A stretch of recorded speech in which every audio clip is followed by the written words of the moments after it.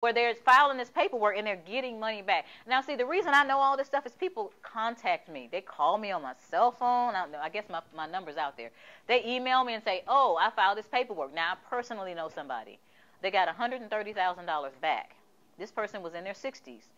They were retired. They got $130,000 back by filing similar paperwork to this. And within about, I think it was 8 or 9 months later, they got a knock at the door saying that they mistakenly gave them that money back, and that they had to pay it back with penalties and interest. Some of the people that he had worked with were taken to jail, but because I guess he and his wife were older, they didn't put them in jail, because you have to have jury appeal. There's this thing called jury appeal. They won't just take anybody to court. You have to have jury appeal. They don't like taking older people to court, firemen, policemen, nurses, and those people. But if you make 6 figures or more, you definitely have jury appeal. So what he had to do is he had to go back to work to pay them back because he had filed that paperwork.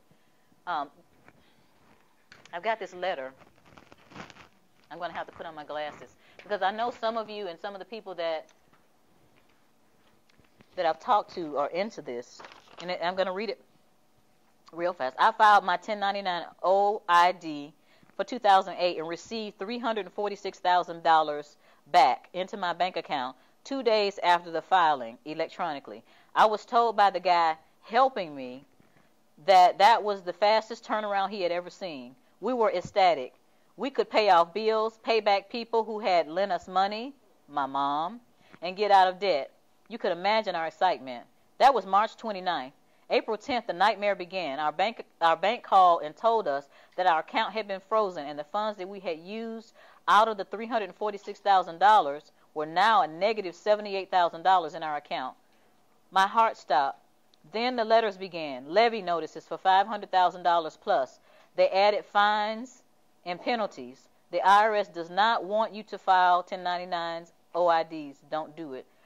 My life is now consumed by the possibility of losing my home and everything that I worked so hard for, and I feel like I'm alone to fend off the voracious wolves with no way out, all because I was misled to believe this whole OID process was legit. However you can get this to people, do it. Let them know that the process is not effective. I won't read the rest of it, but what I tell people when they call me about this kind of stuff, it may be true, it may be law, but they're not going to let you do it because then too many people will be doing it and they'll get the money. Another one is accepted for value. The same thing. Accepted for value, it could be true, but they will reverse whatever they gave you back. They will put money back on there if they say, I paid off my house. I've seen people pay off their cars and things, and they post all this on the internet, but then they don't tell you 8 months later they came and repossessed that car. So be careful about that. The penalties are stiff. They are charging, I know people with $5,000 penalties. Now, I'm not calling out any names, but there are people with $5,000 penalties.